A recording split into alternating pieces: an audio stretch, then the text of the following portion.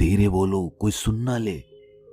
ये बात हम सब के कानों में पड़ी होगी और हमारे मुंह से भी निकली होगी, लेकिन सोचने की बात यह है कि ये वाक्य कब कब हमारे मुंह से निकलता है और कब कब हमारे कानों में पड़ता है, क्योंकि ऐसे कम ही गुप्त राज होते हैं जो हम दूसरों के कानों में पड़ने नहीं देना चाहते। अक्सर परिवार में अशांति का कारण हम स्वयं ही होते हैं। हम इस बात को देख पाएं भले ना देख पाएं, पर ये असल सत्य है, क्योंकि जाने अनजाने मूर्खतावश हम खुद ही अपनी वो बातें दूसरों को बता देते हैं जो हमें कभी नहीं बतानी चाहिए। और वही बातें जो जाने अनजाने हमने किसी दूसरे के सामने बता दी थी, वही हमारे दुख का कारण बन जाता है, वही हमारे झगड़े का कारण बन जाता है। और फिर बाद में हमें पछतावा होता है कि मुझे ये बात किसी को बतानी नहीं चाहिए थी, मेरी ही गलती हुई कि मैंने जाने अनजाने ये बात सभी को बता दी। इसीलिए आज की जो बौद्ध कहानी मैं आपको सुनाने वाला हूं, उसे सुनने के बाद आपको 7 ऐसी बातें पता चलेंगी जो आपको कभी किसी को नहीं बतानी। ये जो 7 बातें हैं जो आपको किसी को नहीं बतानी, क्यों नहीं बतानी, इसके पीछे का तर्क भी मैं आपको दूंगा। और इन 7 बातों के अलावा अगर आपको लगता है कि कोई बात ऐसी है जो मुझसे छूट गई या मैं नहीं बता पाया, तो कमेंट सेक्शन में जरूर बताना। इससे पहले कि आप इस बौद्ध कहानी में खो जाएं, इस चैनल को सब्सक्राइब जरूर कर लें। तो चलिए कहानी शुरू करते हैं। एक समय की बात है, एक नगर में रिंकू नाम का एक युवक रहता था। वो युवक बहुत गरीब था, कुछ पैसा नहीं था उसके पास। 2 वक्त की दाल रोटी भी बड़ी मुश्किल से उसको नसीब होती थी। किसी काम की तलाश में दिन रात खोज करने पर भी उसे कोई काम नहीं मिल रहा था। फिर एक दिन उसने अपनी पत्नी के सामने अपनी सारी समस्या बता दी। उसने अपनी पत्नी को कहा कि मैं जिस जगह भी काम मांगने के लिए जाता हूँ तो हर कोई मुझे ये कहकर काम नहीं देता कि हमारे यहाँ काम की ज़रूरत नहीं है। मैं काम की तलाश कर कर के थक चुका हूँ। मुझे समझ नहीं आता कि मैं तुम लोगों का पेट कैसे भरूंगा, अपने बच्चों को कैसे पालूंगा, और ये चिंता मुझे दिन रात खाए जा रही है। ये सुनकर उसकी पत्नी ने कुछ सोचकर कहा कि तुम एक आदमी के पास एक बार ही काम मांगने के लिए जाते हो, और जब वो काम नहीं देता तो तुम दोबारा उसके पास जाते तक नहीं हो। अगर तुम्हें उनसे काम लेना है तो तुम्हें हमदर्दी जतानी होगी, तुम्हें उनसे हमदर्दी हासिल करनी होगी, अपनी गरीबी दिखानी होगी, ताकि वो लोग तुम्हारी मजबूरी समझकर तुम्हें काम पर रख लें। इसीलिए शर्म मत करो, उन्हें अपनी मजबूरी बताओ, अपनी गरीबी बताओ, और इसी उपाय से तुम काम पा सकते हो। ये बात रिंकू के मस्तिष्क में बैठ गई और अगले दिन काम मांगने के लिए वो उसी सेठ के पास जा पहुंचा जहां पर वो पिछले दिन काम मांगने के लिए गया था। लेकिन इस बार उसने हाथ जोड़कर उस सेठ से प्रार्थना की, उससे विनती की कि वो बहुत गरीब है और उसे काम की बहुत आवश्यकता है। वो जो कुछ भी उसे देंगे वो उसमें संतुष्ट हो जाएगा, पर कृपया करके मुझे अपने यहाँ काम पर रख ले। उसकी ये हालत देखकर उस सेठ ने उसे अपने यहाँ काम पर रख लिया।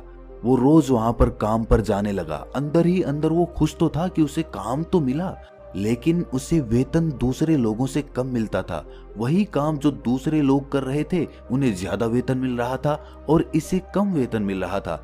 जब इस बारे में उसने अपने सेठ से कहा तो सेठ ने कहा कि देखो भाई, तुम्हें काम की जरूरत थी, मैंने तुम्हें काम दिया, मेरा धन्यवाद करने की बजाय तुम मुझसे शिकायत कर रहे हो, ये कैसी भलमनसाहत है।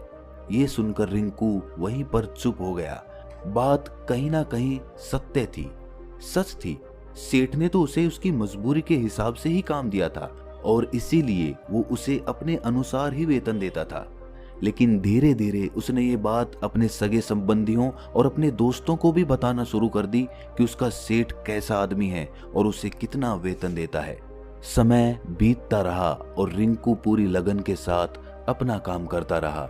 लेकिन अब परिस्थितियां बदलने लगी थी। सेठ अब रिंकू से दूसरे लोगों से ज्यादा काम लेता था और उनसे कम वेतन उसे देता था।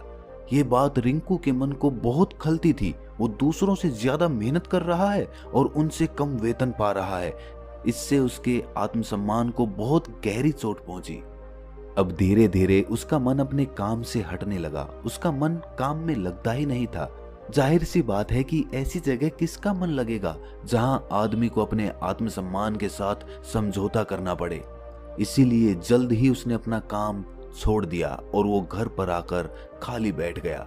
अब उसके पास घर का खर्चा चलाने के लिए भी पैसे नहीं बचे थे। इसीलिए उसने अपने सगे संबंधियों और अपने दोस्तों से सहायता मांगनी शुरू की। लेकिन उसके दोस्त उसके सामने तो उसे दया का पात्र समझते थे, उसे दिलासा देते थे, लेकिन पीछे से उसका मजाक उड़ाते थे। वो कहते कि कितना बेवकूफ है, सेठ ने इतना काम लिया और बेचारे को पैसे भी नहीं दिए। अरे हम इसको पैसे दे दें तो ये कल हमारा भी पैसा वापस कर पाएगा? इसकी ऐसी हालत है, काम तो इसके पास कुछ है नहीं, पैसा कहां से लाके देगा? और इसी वजह से रिंकू की हालत दिन ब दिन खराब होती जा रही थी। अब वो दिन रात तनाव में रहने लगा था। वही दोस्त, वही सगे संबंधी जो उसके अपने होने का दिखावा करते थे, वो उसे दया का पात्र समझ रहे थे। उन्हें उसके ऊपर तरस आ रहा था। सब लोग आकर उसे ज्ञान तो बहुत देते थे, लेकिन कोई सहायता नहीं करता था। और अक्सर ऐसा ही होता है, ज्ञान देने वाले तो बहुत मिल जाते हैं, लेकिन मदद करने वाले, उंगली पकड़कर, हाथ पकड़कर आगे चलाने वाले कितने लोग मिलते हैं। एक दिन उसे पता चला कि पड़ोस के गांव में एक बौद्ध भिक्षु आया हुआ है जो बहुत ही ज्ञानी है। रिंकू इतना तनाव में था कि उसे कोई रास्ता नजर ही नहीं आ रहा था। इसीलिए जाने अनजाने वो उस बौद्ध भिक्षु के पास पहुंच जाता है। वहां पहुंचकर वो सीधे उनके पैरों में गिरकर रोने लग जाता है। वो रोते रोते उन्हें अपनी सारी परिस्थिति बताता है। उसे बताता है कि किस तरह उसके सेठ ने उसका फायदा उठाया और उसके सगे संबंधी उसके साथ कैसा व्यवहार रखते हैं। सारी बातें सुनकर बौद्ध भिक्षु ने उसे चुप कराते हुए कहा कि भंते, ये सारी समस्याएं तुम्हारी बुद्धिहीनता, तुम्हारी मूर्खता के कारण उत्पन्न हुई है। अगर तुम्हारे अंदर विवेक होता तो इनमें से एक भी समस्या तुम्हारे चित्त को दुखी नहीं कर सकती थी, लेकिन तुमने अपने अविवेक के कारण, अपनी मूर्खता के कारण खुद ही अपने रास्ते में कांटे बिछा दिए। आज मैं तुम्हें 7 बातें बता रहा हूं जो भूलकर भी किसी को मत बताना, और इन बातों का अनुसरण करते हुए तुम बाहर से मिलने वाले दुखों को तो दूर कर ही सकते हो जो बेवजह दुनिया की वजह से तुम्हारे अंदर पनपते हैं। पहली बात जो किसी को नहीं बतानी चाहिए वो है अपनी मजबूरी। अपनी मजबूरी का दिखावा करके, दूसरों का दया पात्र बनके उनकी सहायता लेने की गलती कभी मत करना। हो सकता है कि आज वो तुम्हारी मजबूरी देखकर तुम्हारी सहायता करते, लेकिन कल वो तुम्हारा फायदा उठाने से भी नहीं चूकेगा, और अगर फायदा भी नहीं उठाया तो दूसरों के सामने तुम्हारा मजाक बनाने में वो आदमी कभी नहीं चूकेगा। इसीलिए कभी भी अपनी मजबूरी का दिखावा मत करो। अगर घर में 2 रोटी है, सूखी रोटी है, तो वही खाकर सो जाओ, लेकिन दूसरों को इसके बारे में भनक तक नहीं लगनी चाहिए। जरा आप खुद सोचो, मजबूरी बताने का क्या प्रयोजन होता है एक इंसान का? या तो वो दूसरों से सहानुभूति हासिल करना चाहता है या उनसे कोई आर्थिक मदद चाहता है। लेकिन अगर दोनों ही परिस्थितियां आप देखें तो दूसरा आदमी आपका फायदा उठाने से नहीं चूकेगा, और अगर वो फायदा नहीं भी उठाएगा तो अपनी नजर में तो वो आपको मूर्ख ही समझेगा, बेवकूफ समझेगा, और दूसरों के सामने आपका मजाक तो जरूर बनाएगा। इसीलिए अपनी मजबूरी के बारे में कभी किसी को मत बताना। दूसरी बात जो किसी को भी नहीं बतानी चाहिए वो है अपनी अतीत की गलतियां और भविष्य की रणनीतियां। जरा सोचो कि अगर हम अपने अतीत की गलतियां किसी दूसरे को बताते हैं तो उसका क्या प्रभाव होगा। वो गलतियां ठीक तो नहीं की जा सकती, जाहिर है, तो उन्हें बताने का क्या प्रयोजन रह जाता है। आप अपने अंधेरे पक्ष को खुद दुनिया के सामने बता रहे हो, खुद अपनी गलतियां दूसरों के सामने बता रहे हो। इससे उस आदमी की नजर में आपका एक चरित्र गठित हो जाएगा और वो भविष्य में हमेशा आपको उसी नजरिए से देखेगा। इसीलिए किसी भी आदमी की नजर में अपना चरित्र गठित मत होने दो। और जरा सोचो कि आप व्यर्थ में ही अपने भविष्य की रणनीतियां दूसरों के सामने बता रहे हो। जो लोग आपके काम का हिस्सा ही नहीं हैं, उनके सामने अपनी भविष्य की रणनीतियां, अपनी डींगे हाँकने का क्या फायदा? वो लोग आपकी सहायता तो नहीं करेंगे, लेकिन आपकी भविष्य की रणनीतियों में बाधा जरूर बन सकते हैं। आप खुद अपने विवेक का इस्तेमाल करिए और सोचिए कि आपके साथ भी ऐसा हुआ है कि आपने अपनी भविष्य की रणनीति किसी को बताई हो और वो कामयाब ही ना हुई हो। जरूर हुआ होगा, जरा गौर से सोचिए। तीसरी बात जो किसी को नहीं बतानी चाहिए वो है अपने घर की बातें। जो भी हमारे घर के अंदर आपस में बातचीत होती है, हमारे माँ बाप के साथ, हमारी पत्नी के साथ, हमारे बच्चों के साथ, वो बातें परिवार तक ही सीमित रहनी चाहिए। अगर आप इन बातों का दूसरों के सामने ढिंढोरा पीटते हो तो दूसरों को आपके घर में घुसने का एक मौका मिल जाता है और वो इसका फायदा उठाने से कभी नहीं चूकेंगे।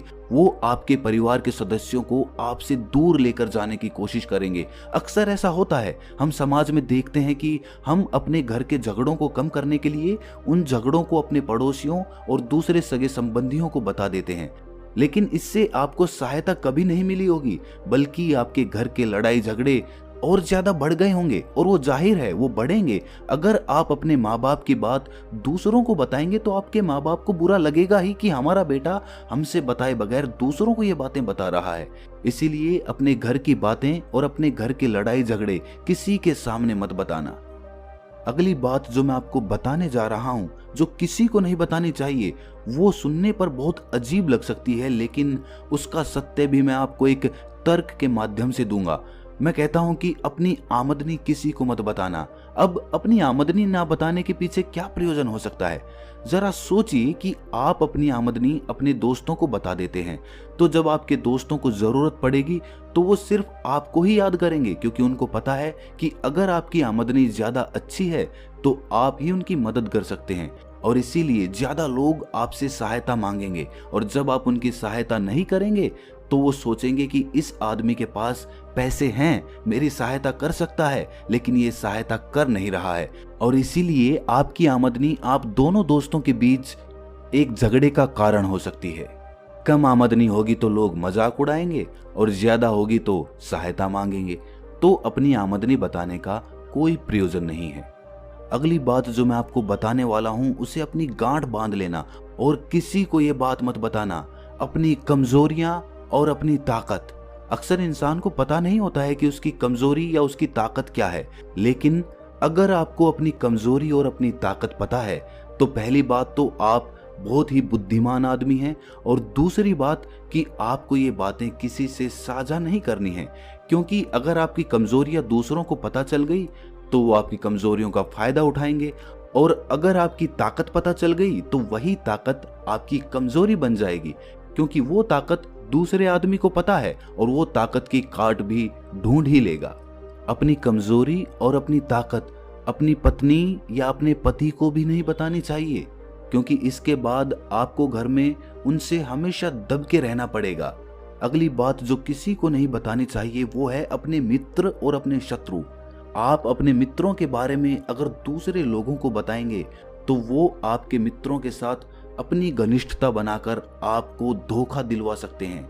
आपके गहरे मित्रों को आपसे दूर करने का प्रयास कर सकते हैं। अक्सर आम आदमी ऐसा नहीं करता, लेकिन आपके दुश्मन ऐसा करने की कोशिश कर सकते हैं। और दूसरी तरफ आपके शत्रु का भी किसी को नहीं पता लगना चाहिए, क्योंकि आज जो आपका मित्र है अगर कल वो आपका दुश्मन हो गया तो वो आपके दुश्मन के साथ ही मिलकर आपको परास्त कर सकता है, आपको धोखा दे सकता है। इसीलिए अपने सबसे अच्छे दोस्तों को भी अपने दुश्मन के बारे में कभी मत बताना। अगली और आखिरी बात कहना चाहता हूं कि जब तुम दान करते हो तो दान के बारे में भी किसी को मत बताना, नहीं तो दान करना व्यर्थ हो जाता है, बेकार हो जाता है। जब आप अपने दान का ढिंढोरा पीटते हो तो आप ये बता रहे हो कि मैं कितना बड़ा दानी पुरुष हूं, और ये आपके अंदर एक अहंकार निर्मित करेगा। इसीलिए दान गुप्त रूप से किया जाए उतना ही अच्छा होता है, उतना ही फलदायी होता है। जब आपका बायां हाथ दान कर रहा हो तो दाएं हाथ को भी ना पता चले कि बायां हाथ दान कर रहा है।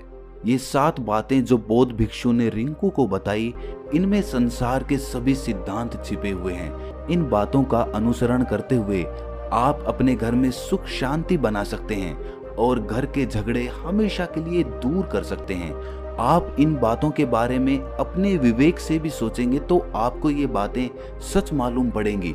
और हमारा कहानी सुनाने का मकसद यही है कि आपका विवेक जागृत हो, आप खुद उन बातों के बारे में सोचें जो हम आपको बता रहे हैं, और अगर हम गलत हैं तो आप कमेंट सेक्शन में वो बात जरूर बताएं जिस पर हम गलत हैं। और इनके अलावा भी अगर आप कुछ जानते हैं तो उन बातों को भी कमेंट सेक्शन में जरूर डालें। तो दोस्तों कैसी लगी आपको ये कहानी कमेंट सेक्शन में ज़रूर बताना, और अच्छी लगी तो इस चैनल को सब्सक्राइब ज़रूर कर लेना। तो मिलते हैं अगली कहानी में, तब तक के लिए अपना ख्याल रखें।